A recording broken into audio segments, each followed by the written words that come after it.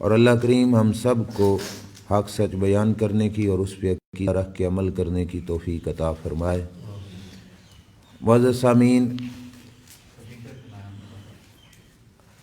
اللہ تبارک و تعالی جل شانہ نے سورہ بقرہ کی جو آیہ کریمہ آپ حضرات کے سامنے تلاوت کی، تفسیر قرآن کریم کے حوالے سے اس پر جو گزارشات ہیں وہ آج عرض کروں گا۔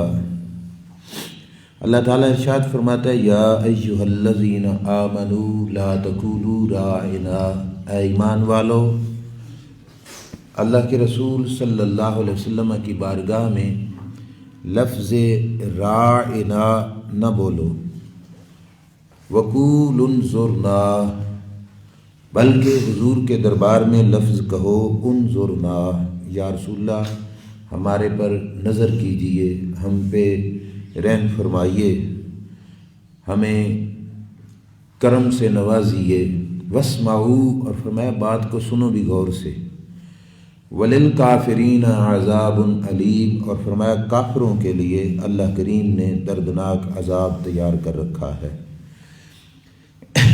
آیات کریمہ میں سورہ بقرہ کے اندر اللہ تعالیٰ یہود کے بری عادتیں وہ بیان کر رہا تھا۔ یہاں پر ان کی ایک اور خرابی اور بدنیتی سے متعلق ایک بات سے متعلق اللہ تعالیٰ نے ارشاد فرمایا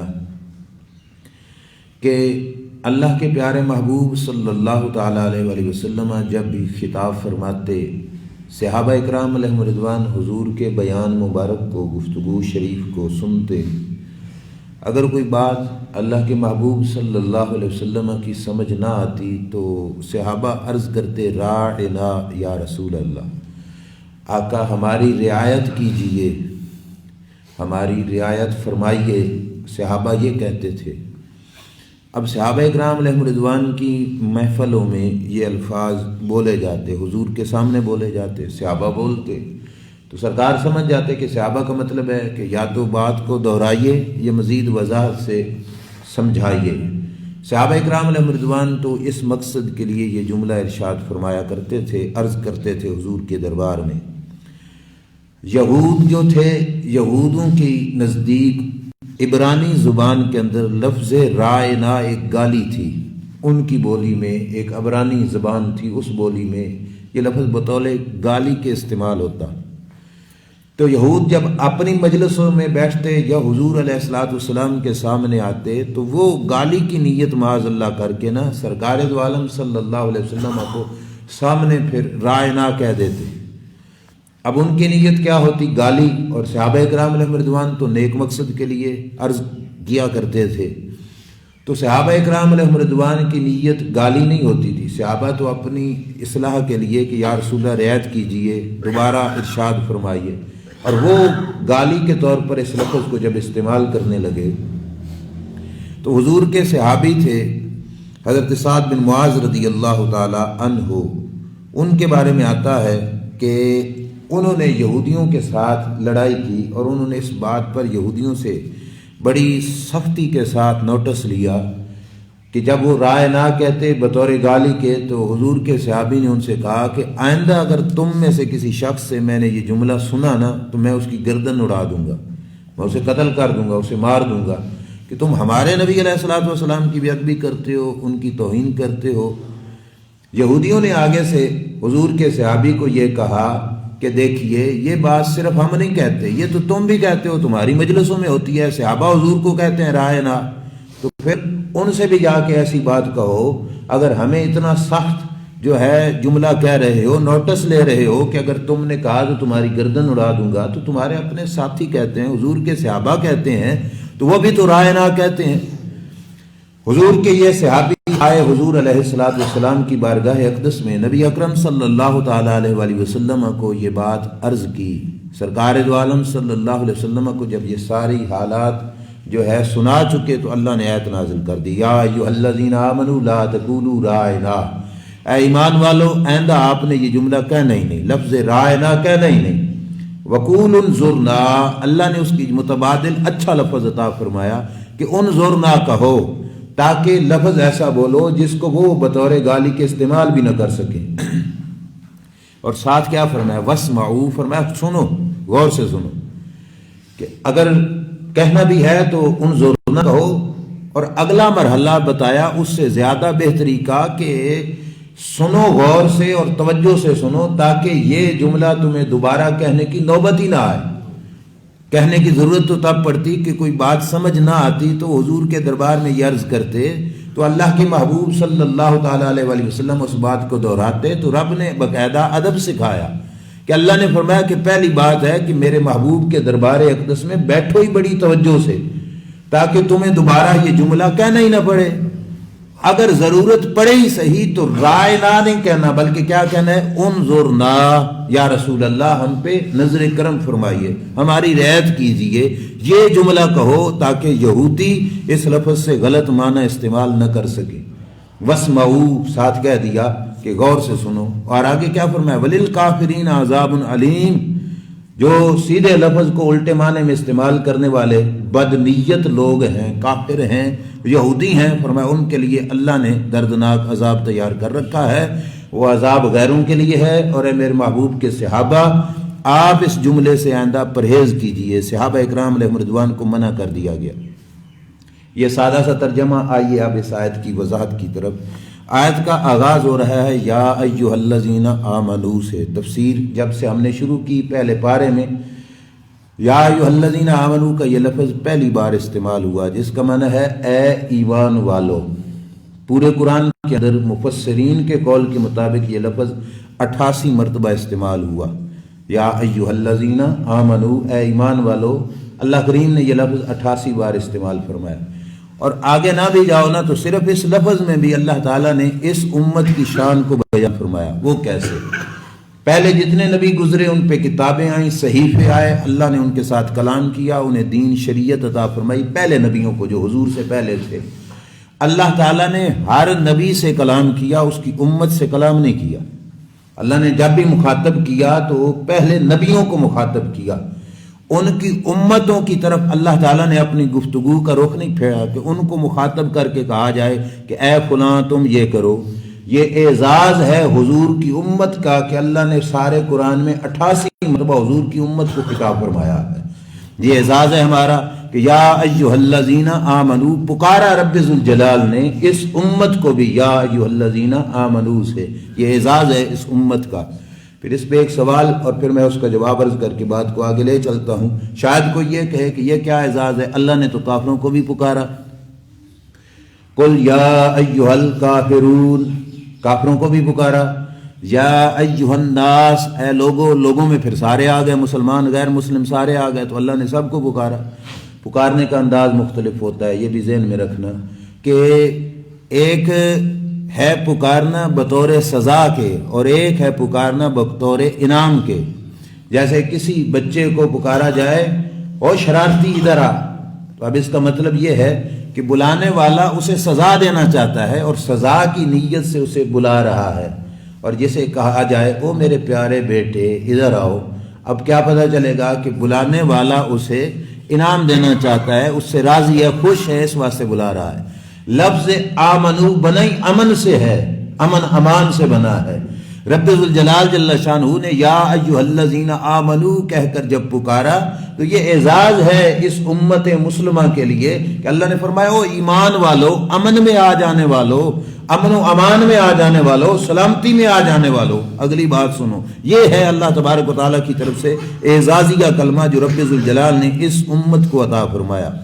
اب آگے یہ اگلے مضمون کی طرف کہ سرکار کے صحابہ کا لفظ تھا اچھا، اس میں کوئی بری نیت بھی نہیں تھی اور اس کے اندر معنی کے لحاظ سے کوئی خرابی نہیں تھی، لیکن جب کافروں نے غلط معنی میں استعمال کیا تو اللہ نے اس لفظ کے بولنے سے منع فرما دیا۔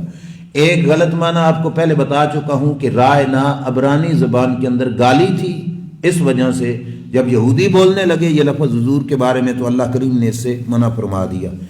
دوسرا وجہ مفسرین اکرام نے ذکر کی، یہ بھی بڑی پیاری ہے، کہتے ہیں لفظ رائنا ان کے اندر بھی یہودیوں کے نزدیک بھی صحیح المعنی لفظ تھا، یعنی اس کا معنی صحیح تھا، معنی غلط نہیں مراد لیتے تھے، لیکن وہ یہ لفظ بطور مذاق کے بولتے تھے، ٹھٹھا اور مذاق کے طور پر۔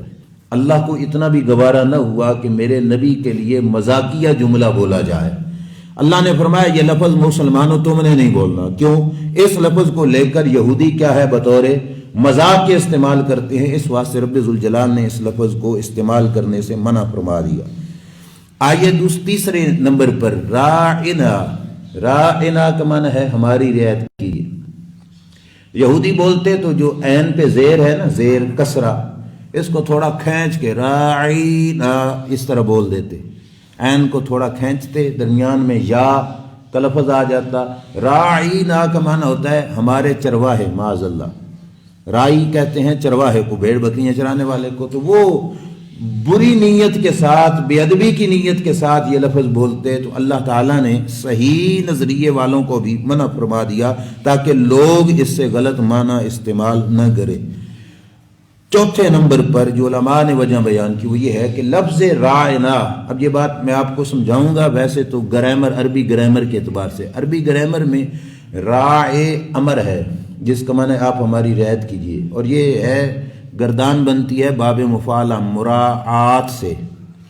جہاں پر بھی اس گردان سے صیغہ آتا ہے نا تو اس میں شرکت پائی جاتی ہے. میں مثال دیتا ہوں.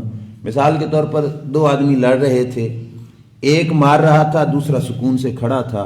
تو اس مقام پر آپ صرف یہ کہیں گے دارابا یا قاتلا. قاتلا انہوں نے کیا کیا؟ قاتلا یہ قتال کیا، لڑائی کی، جھگڑا کیا. لیکن اگر ایک مار رہا تھا تو جواب میں دوسرا بھی مار رہا تھا، یعنی دونوں گتھم گتھا تھے، تو اس جگہ کے باب مفعلہ استعمال ہوگا جو یہاں پہ استعمال ہوا. یعنی دونوں جانب سے جب کام برابر ہو تو اس مقام پر یہ لفظ استعمال کیا جاتا ہے.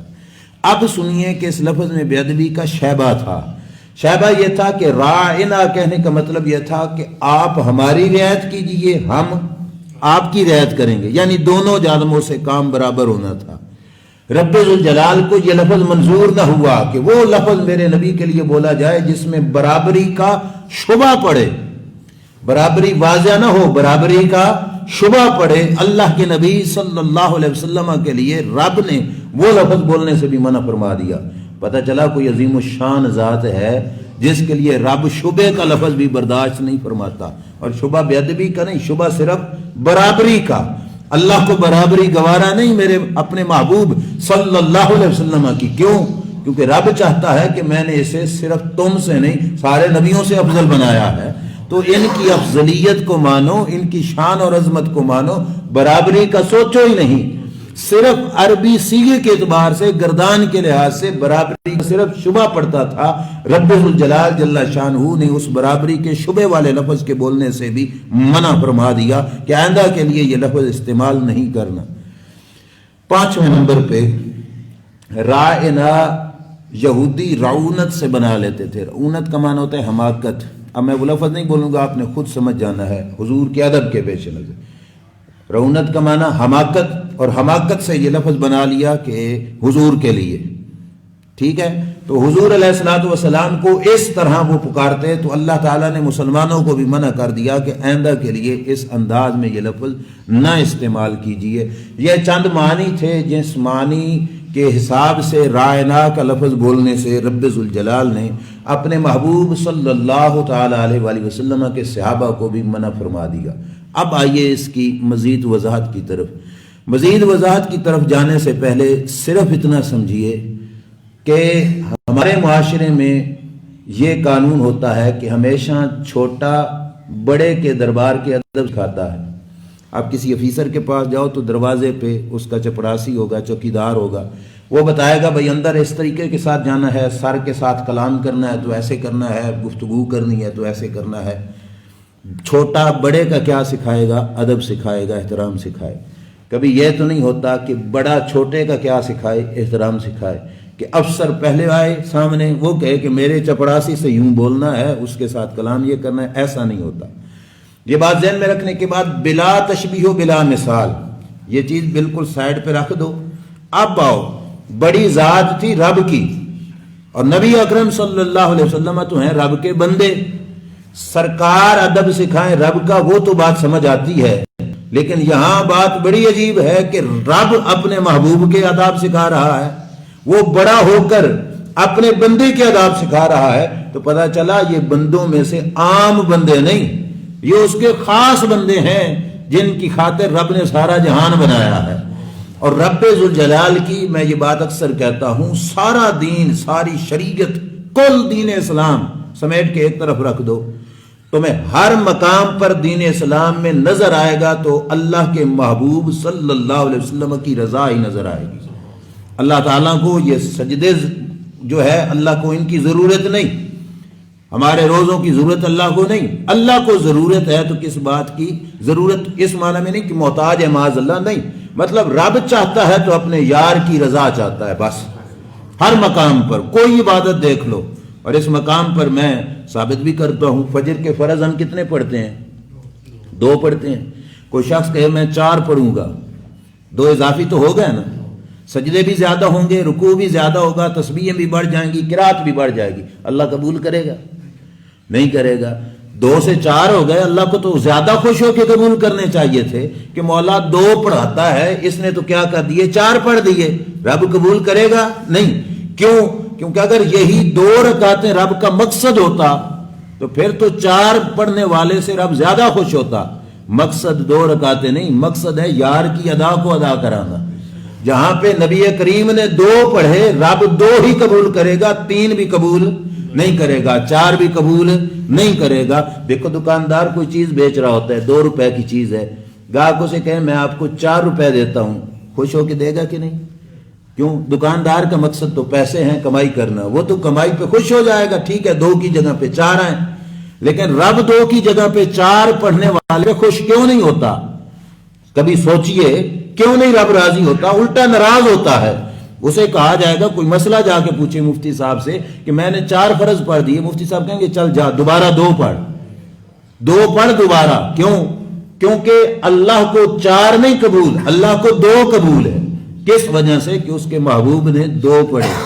اب جو اس سے بڑھے گا اللہ تعالیٰ کو وہ قابل قبول نہیں ہوگا. آئیے اس پر میں ایک روایت عرض کرتا ہوں جس سے پتہ چلے گا سارا دین اور شریعت، کل دین اسلام اگر گھومتا ہے تو مرکز ہے اس کا مرکز مصطفیٰ صلی اللہ علیہ وسلم. اس واسطے رب ذوالجلال نے اپنے یار کی بارگاہ کے ادب سکھائے کہ وہاں بے ادبی ہو گئی تو نمازیں بھی چلی جائیں گی، روزے بھی چلے جائیں گے، حج کی بھی کوئی قدر و قیمت نہیں رہے گی اگر میرا یار ناراض ہو گیا، میرا محبوب ناراض ہو گیا، میرا نبی ناراض ہو گیا. اس واسطے حدیث سنیے، میرے نبی علیہ الصلوۃ والسلام کے صحابی تھے اور جنگ تبوک پہ حضور علیہ الصلوۃ والسلام نے، جنگ موتا پہ حضور علیہ الصلوۃ والسلام نے کچھ صحابہ کو بھیجا جو ہے جنگ کرنے کے لیے. اس جنگ میں حضور علیہ الصلوۃ والسلام خود نہیں گئے. جس دن لشکر مدینہ شریف سے نکلا تو 3 حضور علیہ الصلوۃ والسلام نے جرنیل مقرر کیے. حضرت زید بن ثابت بھی تھے ان جرنیلوں کے اندر کہ سب سے یہ حضرات یعنی کہ سپہ سالار کے طور پر حضور علیہ الصلوۃ والسلام نے زید بن حارثہ یہ مقرر کیے تھے حضور علیہ الصلوۃ والسلام نے. حضرت جعفر بن ابی طالب رضی اللہ تعالی عنہ بھی تھے. تو ایک اور صحابی ہیں ان کا نام فی الحال میرے ذہن میں نہیں آ رہا، تیسرے بھی تھے. 3 جرنیل حضور نے مقرر کیے تھے. اچھا جمعے کے دن باقی سارا لشکر چلا گیا، 2 جرنیل بھی چلے گئے. وہ تیسرے صحابی جو تھے نا وہ جنگ کے اندر کوئی نہ گئے. جمعے کا دن تھا، سرکار نے جمعہ پڑھایا، فرض نماز پڑھائی، سلام پھیرا تو وہ صف میں بیٹھے ہیں. جن کو حضور نے کہاں بھیجا تھا جنگ کے لیے وہ صف میں بیٹھے ہیں. اللہ کے نبی صلی اللہ تعالی علیہ وآلہ وسلم نے فرمایا کہ تم نہیں گئے، آپ کو میں نے بھیجا تھا جنگ کے لیے، آپ نہیں گئے. اب ان کا ذہن سننا اور پھر دیکھنا کہ رب کو اپنے یار کی ادا کتنی پسند ہے. ان کی سوچ کیا تھی؟ انہوں نے اپنی سوچ کے مطابق عرض کیا یا رسول اللہ صلی اللہ علیہ وسلم میں نے سوچا جنگ میں جا رہے ہیں، موت و حیات کا کیا پتہ، جاتے جاتے آخری جمعہ حضور کے پیچھے نہ پڑتا جاؤں. اب بات محبت والی تھی کہ نہیں؟ بات تو پیار والی تھی. لیکن دوسری طرف کیا تھا؟ آرڈر رب کے یار کا، جس کی خاطر کل کائنات بنی، جس کی خاطر یہ دین اسلام بنا. ان کا آرڈر تھا کہ صبح جاؤ اور یہ رکے تو اپنی مرضی سے، اور مرضی میں تھے بھی نیک نیت تھی، کوئی بری نیت بھی نہیں تھی.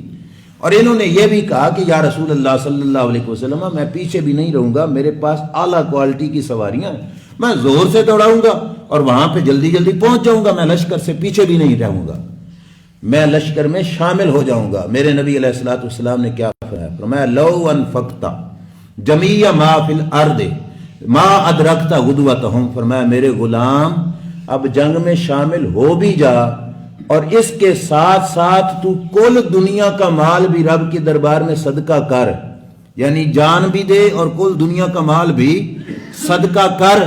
فرمایا اس ثواب کو تو نہیں پہنچے گا جو ثواب رب صبح جانے والوں کو عطا فرمائے گا۔ بات سمجھ آئی؟ کیوں؟ ان میں فرق کیا ہے؟ انہوں نے تو جمعہ ہی حضور کے پیچھے نہیں پڑھا، لیکن انہوں نے تو جمعہ حضور کے پیچھے پڑھا۔ بس یہ ہے کہ انہوں نے رب کے محبوب کی رضا میں راضی ہو کے چلے گئے۔ حضور نے صبح بھیجا تو وہ صبح چلے گئے، یہ رکے تھے تو اپنی مرضی سے رکے تھے۔ تو اللہ تعالیٰ کے سارے دین کا دار و مدار حضور کی ذات ہے، اس واسطے بڑا نازک مقام ہے، اس واسطے قدم قدم پہ سانس سانس پہ اس ذات کا ادب ضروری ہے۔ بزرگ کہتے ہیں نا، ادب گاہیست زیر آسماں از عرش نازک تر، نفس گم کردہ میں آیت جنید و با یزیدیں جا۔ فرمایا اللہ کے عرش کے نیچے سب سے بڑی ادب کی جگہ حضور کی مکان آستانہ پاک ہے، اور یہ وہ آستانہ ہے جہاں پہ جنید و با یزید دونوں اللہ کے ولی ہیں، جنید بغدادی با یزید بستامی کا اس مقام پر جنید و با یزید جیسے بھی جانتے ہیں نا، تو وہ تو سانس لینا بھی بے ادبی سمجھتے ہیں کہ میں سانس لوں، سانس لینے سے کون سا شور ہوتا ہے؟ تو کہا نفس گم کردہ میں آیت جنید و با یزیدیں جا، کہ وہ تو سانس بھی گم کر کے وہاں پہ آتے ہیں۔ یہ اتنی بڑی ادب کا مقام ہے، اتنا بڑا مقام ہے، اتنی بڑی عظمت والی جو ہے جگہ ہے جس مقام پر اللہ تبارک و تعالیٰ اس ذات اقدس کے ادب سکھا رہا ہے۔ وجہ یہ ہے کہ مقصود کل کائنات حضور کی ذات ہے۔ کل کائنات کا مقصود کیا ہے؟ حضور کی ذات ہے۔ ہم مقصود نہیں تھے کہ رب نے یہ جہان بنایا، یہ زمین و آسمان جو کچھ بھی بنا کس کی خاطر؟ اپنے محبوب صلی اللہ علیہ وسلم کی خاطر۔ جس وقت اللہ نے سب سے پہلے بنایا ہی حضور کی نور اقدس کو ہے۔ میں بات کو تھوڑا شروع سے شروع کروں تاکہ سمجھ آئے گی۔ جس وقت حضور علیہ السلام سے پوچھا گیا نا یا رسول اللہ سب سے پہلے اللہ نے کس کو بنایا، تو سرکار نے فرمایا تھا اول ما خلق اللہ نوری، اے جابر اللہ نے سب سے پہلے میرے نور کو پیدا فرمایا۔ اس وقت زمین و آسمان کچھ بھی نہیں تھا، صرف رب، صرف رب۔ اور رب نے کس کو بنایا؟ آقا دو عالم صلی اللہ علیہ وسلم کو۔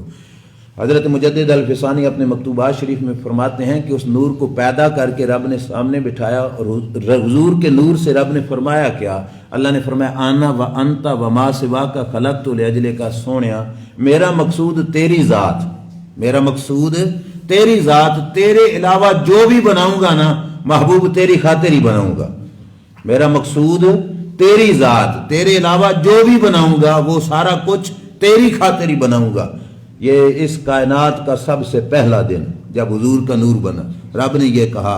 اور حدیثوں میں آتا ہے کہ جس وقت یہ جہان ختم ہوگا نا اور قیامت آئے گی اور یہ کل کائنات گھبرا کے کھڑی ہوگی کہ اب ہمارا پتہ نہیں کیا بنتا ہے، اور سورج سوا نیزے پہ آ کے آگ برسا رہا ہوگا۔ اللہ کے محبوب صلی اللہ علیہ وسلم فرماتے ہیں اب رب نے قیامت اس واسطے تو نہیں نہ بپا کی کہ اللہ تجھے اوکھا کرے یا مجھے اوکھا کرے یا کسی کو گرمی میں مبتلا کرے، یہ مقصد نہیں۔ مقصد یہ ہے، اعلیٰ حضرت امام احمد رضا خان فرماتے ہیں فقط اتنا سبب ہے انعقاد بزم معاشر کا کہ ان کی شان کریمی دکھائی جانے والی ہے۔ رب دکھانا چاہتا ہے میرے یار کو، دیکھو آج پتہ چلے ان کی عظمت کیا ہے۔ سارے لوگ کھڑے ہو گئے پریشان حیران کہ پتہ نہیں ہمارا کیا بنتا ہے۔ کریم آقا صلی اللہ علیہ وسلم فرماتے ہیں اللہ دل میں بات ڈالے گا کہ وہ بدبختو تمہارا دنیا میں کوئی کام پھنس جاتا تو سفارشی ڈھونڈتے تھے، آج مشکل میں ہو تو کوئی سفارشی ڈھونڈو نا، کوئی سفارشی ڈھونڈو جو تمہاری سفارش کرے تاکہ تم اس مشکل سے نکلو۔ دل میں بات کس نے ڈالی؟ اللہ تعالیٰ نے۔ غلط بات رب ڈال سکتا ہے دل میں؟ یقین رکھنا اللہ غلط بات دل میں نہیں، جو ڈالے گا وہ بندے کے لیے بہتر ہوگی، دین کے لحاظ سے بھی بہتر ہوگی۔ اللہ نے دل میں بات ڈالی، بندے چل پڑے، بندوں نے مشورہ کیا ساری مخلوق میں۔ یہ حضور نے پہلے بتایا ہوگا صحیح قیامت کے دن، پہلے حضور نے بتایا اپنے علم کے ساتھ۔ سارے مشورہ کریں گے کہ جائیں تو کہاں جائیں؟ سارے کہیں گے کہ سب سے زیادہ شفیق اولاد پر مہربان اس کا والد ہوتا ہے، اس کا باپ ہوتا ہے۔ اللہ نے ہم سب کو جو باپ عطا فرمائے وہ بھی بڑے عظیم الشان۔ کون؟ حضرت آدم علیہ السلام۔ وہ باپ ہیں جن کو بنا کے رب نے فرشتوں سے سجدہ کروایا، وہ باپ ہیں جن کو سجدہ ابلیس نے نہیں کیا تو اللہ نے اپنے دربار سے دھدکار دیا، بڑی شان والے ہیں۔ لہذا چلو جاؤ سارے حضور کے دربار میں اور اللہ کے نبی حضرت آدم علیہ السلام سے جا کے عرض کرو. ساری مخلوق جائے گی آدم علیہ السلام کے پاس. حدیث بتاتی ہے، میں اس کو مختصر کر رہا ہوں، آدم علیہ السلام کہیں گے، عرض کریں گے ابا جان، یہ مخلوق کہے گی ہم بڑی مشکل میں ہیں، بڑے گھبرائے ہوئے ہیں، بڑی آزمائش میں ہیں، اللہ سے دعا کرو نا اللہ رحم فرمائے. آدم علیہ السلام کہیں گے نہ، آج رب بڑے جلال میں ہے، بڑے غصے میں ہے، آج میری مجال نہیں کہ میں اس کے دربار میں کچھ کہہ سکوں، میں خاموش ہوں، میں اس کے دربار میں کچھ نہیں کہہ سکتا.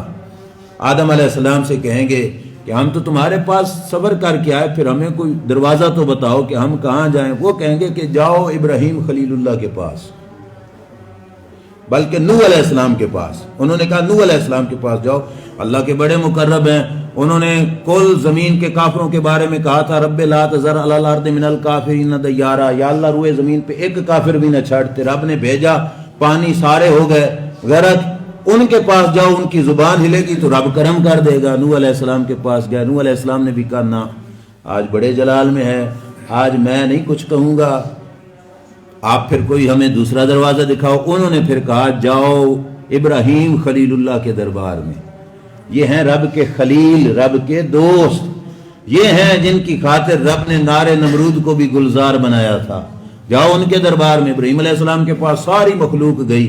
ساری مخلوق نے جا کے کہا حضرت ہمارے لیے. انہوں نے کہا نہ، میں کچھ نہیں کہوں گا، آج رب بڑے غصے میں ہے، بڑے جلال میں ہے، آج میں تو بول بھی نہیں سکتا اس دربار میں. پھر کوئی دروازہ دکھاؤ، پھر ہم جائیں تو کہاں جائیں. انہوں نے کہا جاؤ موسیٰ علیہ السلام کے پاس. یہ وہ ہستی تھی جو اللہ سے ہم کلام ہوتی تھی طور پہ کھڑے ہو کر، اور اللہ ان سے کلام فرمایا کرتا تھا. آج جاؤ ان سے کہو کہ رب سے ہم کلام ہوں اور اللہ کی بارگاہ میں ہماری سفارش کریں. ساری مخلوق ٹر جائے گی حضرت موسیٰ علیہ السلام کے پاس. موسیٰ علیہ السلام پتہ کیا جواب دیں گے؟ وہ کہیں گے بھائی طور پہ کھڑے ہو کے باتیں کرنا اور ہے، اور محشر کے میدان میں کھڑے ہو کے رب سے کلام کرنا اور ہے. کلیم طور اور بات ہے، کلیم محشر اور بات ہے. کہا میں یہاں سے کھڑے ہو کر میں نہیں رب سے کلام کر سکتا. آج جاؤ کسی اور کے پاس. حضرت موسیٰ علیہ السلام سے پوچھیں گے کہاں جائیں؟ وہ کہیں گے کہ جاؤ عیسیٰ علیہ السلام کے پاس، بڑے رب کے پیارے ہیں، اللہ نے ان کو بڑی شانیں بخشیں، بغیر باپ کے پیدا کیا، پنگوڑے میں بولے تھے اپنی ماں کی پاک دامنی کی خاطر، مردے زندہ کرتے تھے، ہاتھ لگا کے کوڑ کے مریضوں کو ٹھیک کر دیتے تھے، مادر زاد اندھوں کو شفائیں دیتے تھے. جاؤ عیسیٰ علیہ السلام کے پاس. ساری امتیں چلی حضرت عیسیٰ علیہ السلام کے پاس.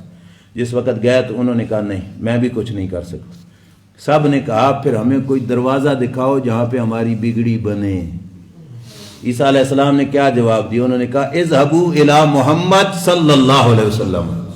سب نے کہا جاؤ اب حضرت محمد مصطفیٰ صلی اللہ علیہ وسلم کے پاس. یہ ساری کائنات پھر جائے گی اللہ کے رسول صلی اللہ علیہ وسلم کے دربار میں. جب حضور کے دربار میں کہے تو سرکار نے کیا فرمایا؟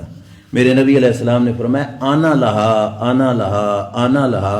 وہ بھول کے پھرتے کہاں رہے، اس کام کے لیے رب نے مقرر ہی مجھے فرمایا ہے، اس کام کے لیے انتخاب بھی میرا ہی فرمایا ہے. یہ چکر سارا لگا. آدم علیہ السلام، نوح علیہ السلام، جو ہے ابراہیم علیہ السلام، موسیٰ علیہ السلام، عیسیٰ علیہ السلام، اور پھر آ کے پہنچے کہاں پہ؟ حضور علیہ السلام کی بارگاہ میں. دل میں بات کس نے ڈالی تھی کہ سفارشی ڈھونڈو؟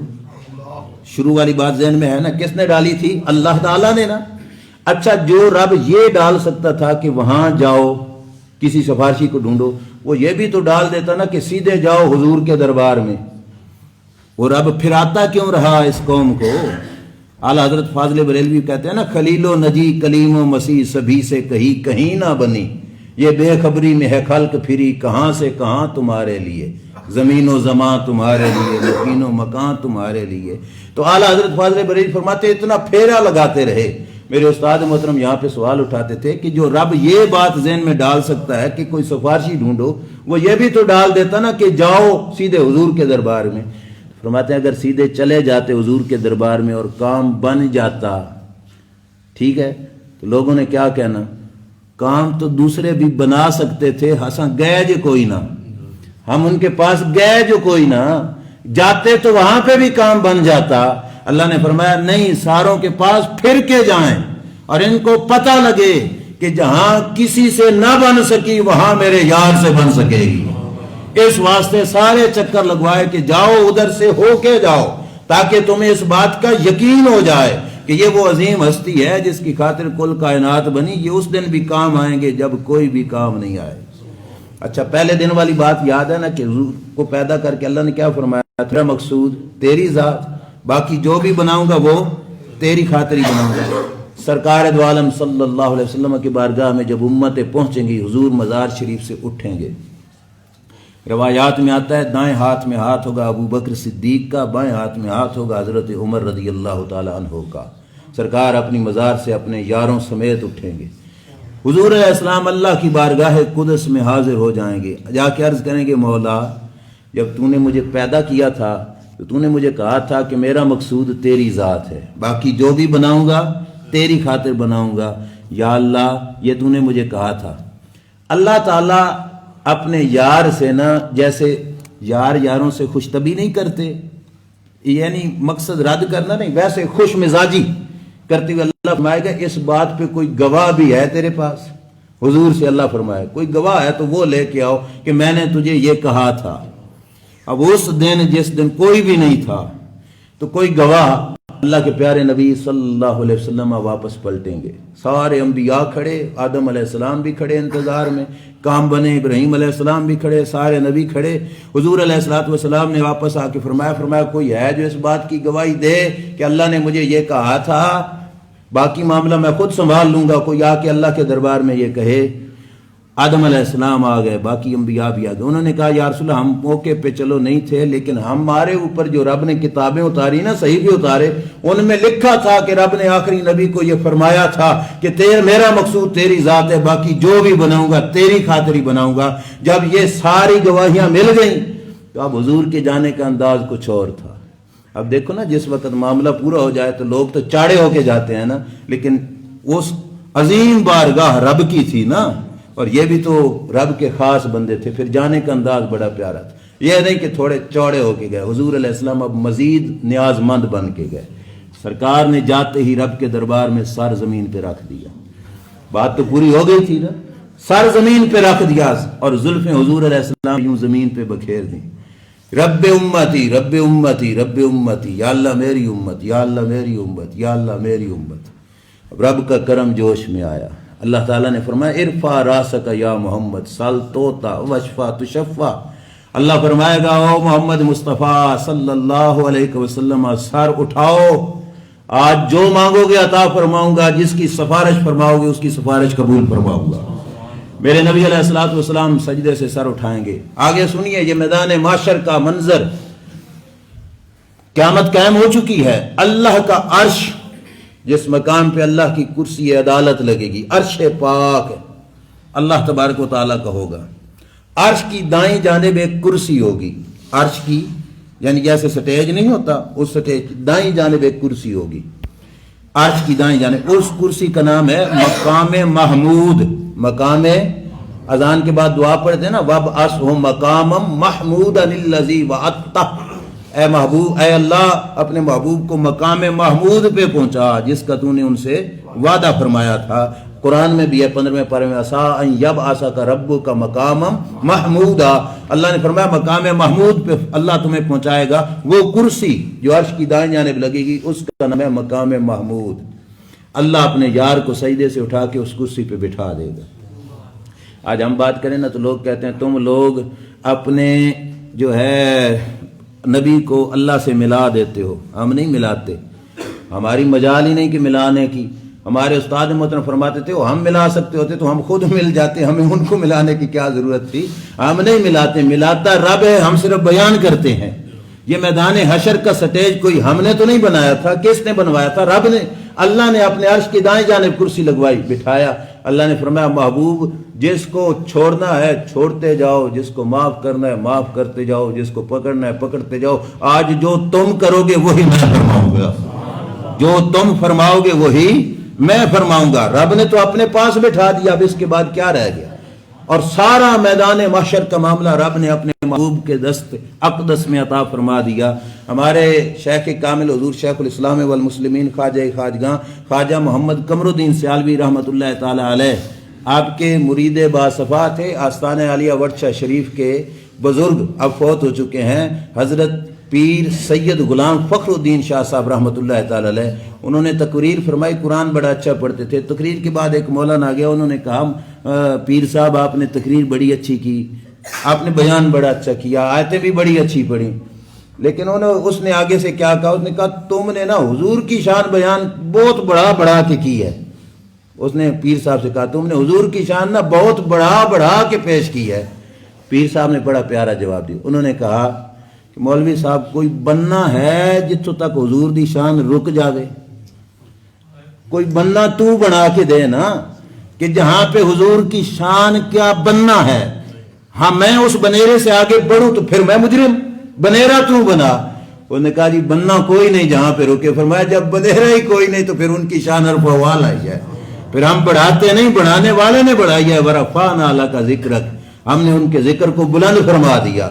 تو وہاں پہ رب ذوالجلال اپنے عرش کی دائیں جانب بٹھا کے سارا میدان معاشر کا معاملہ سپرد کرے گا۔ میری بات عرض کرنے کا سارا مقصد یہ تھا کہ لا تقولوا رائنا، جو رب نے ادب سکھایا نا، ادب اس واسطے سکھایا کہ اس ذات سے بنا کے رکھنی، بگاڑ کے نہ رکھنی۔ یہ میدان معاشر میں بھی تمہارے کام آئیں گے، ادب ان کا کرنا، ان کی شان میں ذرہ برابر بھی بے ادبی ہو گئی تو مارے جاؤ گے۔ اب ایک روایت میں چونکہ کتاب ساتھ لایا شفا شریف سے، یہ بات چلتی رہے گی بہرحال، لیکن آج ایک خاص روایت جو اس سے عرض کرنا چاہتا ہوں۔ حضور کے صحابی تھے عمر بن عاص رضی اللہ تعالیٰ عنہ، کچھ لوگ ان کے پاس گئے حضور کی حدیث سننے کے لیے۔ انہوں نے حدیث تو سنائی، لیکن انہوں نے کہا کہ وما کان احد احب الی من رسول اللہ صلی اللہ علیہ وسلم، کہنے لگے کہ ہمیں سب سے زیادہ پیار بھی حضور سے تھا۔ اور آگے کیا کہا، ولا اجل فی عینی منہ، حضور سے بزرگ تر بھی ہماری نظروں میں کوئی نہیں تھا۔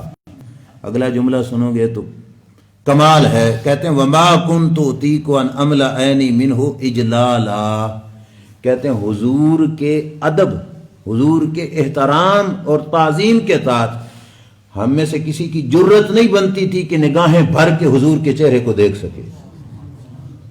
سمجھ آئی؟ جیسے ہم ایک دوسرے کی آنکھوں میں آنکھیں ڈال کے دیکھ لیتے ہیں، کہتے ہیں کسی کی جرت نہیں پڑتی تھی کہ حضور کی چہرہ اقدس کی طرف آنکھیں بھر کے دیکھتا رہے، نیچے آنکھیں جھکا دیتی۔ کہتے ہیں وَلَوْ سُئِلْتُ أَنْ أَصِفَهُ، اگر کوئی مجھے سے پوچھے کہ حضور کیسے تھے، یعنی چہرہ انور کا وصف بتاؤ، تو کہنے لگے ما تک، تو میرے پاس طاقت نہیں کہ میں اس چہرے کے کمال بیان کر سکوں۔ کیوں؟ کہا لِأَنِّي لَمْ أَكُنْ أَمْلَأُ عَيْنِي مِنْهُ، کہتے ہیں میں نے آنکھیں بھر کے حضور کو دیکھا ہی نہیں۔ کیوں؟ اجلالا لہو، ان کی بزرگی کے پیش نظر، ان کی عظمت کے پیش نظر۔ جیسے ہم کسی استاد کے پاس جائیں، پیر صاحب کے پاس جائیں تو ہم نظریں جھکا کے رکھتے ہیں، صحابہ حضور کے دربار میں بیٹھتے تو نظریں جھکا کے رکھتے۔ اور یہاں تک روایت اذا تکلم اطرق جلساؤہ، جب حضور کلام فرماتے تو سارے غلام یوں سر جھکا کے سنتے، اور بالکل ساکن، نہ ہلنا نہ جلنا، بالکل ساکن۔ کتنا حدیث کے لفظ ہیں کانما علی رؤوسہم الطیر، کہتے ہیں اتنا سکون سے بیٹھتے کہ سروں پہ پرندے آ کے بیٹھ جاتے۔ سمجھ آئی بات کی؟ اتنا سکون کے ساتھ دربار مصطفیٰ صلی اللہ علیہ وسلم کا ادب کمال کا تھا کہ حضور کے دربار میں بالکل سکون کے ساتھ سر جھکا کے ادب سے احترام سے بیٹھتے، اجلالا لرسول اللہ، حضور کے ادب کے ساتھ۔ اور امام مالک حدیث بیان کر رہے تھے مسجد نبوی میں، اور دوران حدیث آپ کو 17 ڈنگ مارے بچھو نے، چہرے کا رنگ بدل گیا، مطلب وہ زہر اثر کرتا گیا، رنگ بدلا۔